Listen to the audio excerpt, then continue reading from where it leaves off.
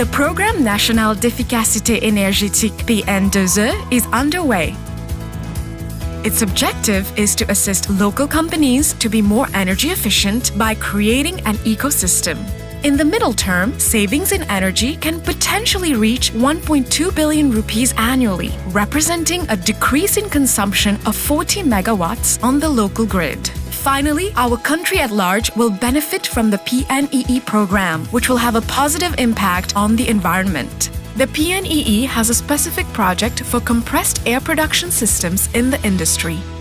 Compressed air is a source of energy which is being used in many industrial companies, whatever the sector, that is agro-industry, plastic and textile. This is a process that generally has strong energy savings potential, not only in the production of compressed air, but also in the distribution system and in the uses of compressed air. That is why we asked our consultant auditor to focus on investigating on the uses of compressed air, even to question them, and eventually to do some recommendations to replace compressed air systems by more efficient ones. The 6 companies that have responded positively to the PNEE compressed air project vary in size, with 3 medium enterprises and 3 sites linked to a large sugar industry. The proportion of compressed air in the consumption is quite variable, depending on the process, from 1 to 8% in the sugar sector, from 5 to 21% for the 3 other sites. The total energy bill of compressed air represents 9 million rupees yearly.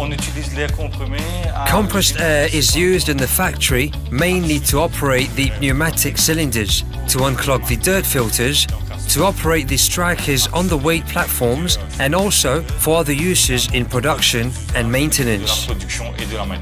Compressed air is mainly used for regulation. Control valves are being used, especially air valves. Why pneumatic valves instead of other valves? Because the compressed air is clean, compared to a valve which runs with oil, motorized valves are more expensive. That's why we use air valves instead.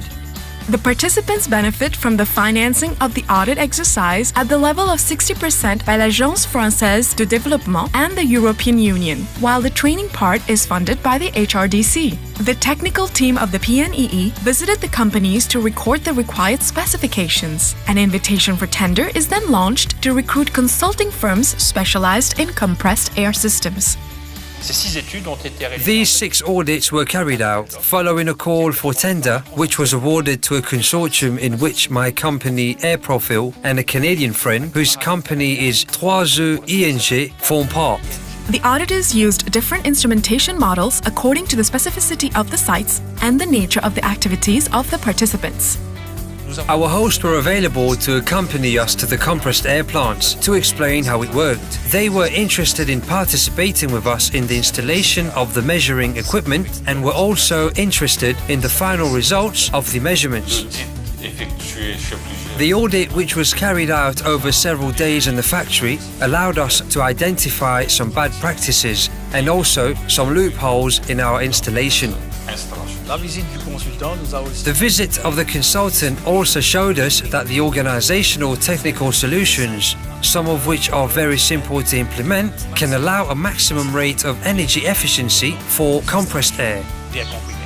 As far as possible, we always chose a spot at random on the network. These leaks probably account for at least 10 to 15% of the factory's consumption.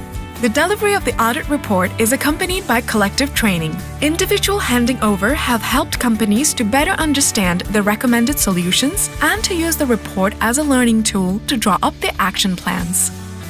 This is to give the opportunity to all trainees, whatever their activities in the plant, to give them a chance to understand the point of view of 4 strategic and very specific positions, which are also earmarked as important according to the ISO 50001 standards.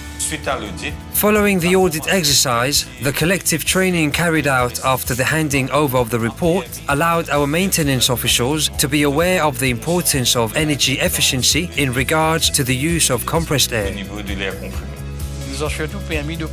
Above all, we have understood that to improve the energy efficiency of a compressed air installation, it requires not only to be focused in the individual components, but also to understand the supply and the interactions as a whole. Following the PNEE compressed air, the direct benefits from this project represent an average of 23% on the participants' compressed air energy bills. We feel that these factories have evolved, and as there was a growth in their activities, there was a growth in the installations of compressed air. They installed bigger compressors, and in general, they did not increase the distribution or compressed air networks, which sometimes became undersized. Here, compressed air systems represent between 2 and 3% of our electricity bill, and we are convinced that with the audit that has been performed, we can reduce our bill on compressed air by 8 to 10%. PNEE Compressed Air has confirmed a finding made internationally, that is, there are high potentials for energy savings in compressed air systems. Our wish is that these audits serve as a starting point for Mauritian companies to set up real energy management systems, which are the only means to sustain benefits and energy performance over the long term, beyond these specific interventions, which can be done following the audit.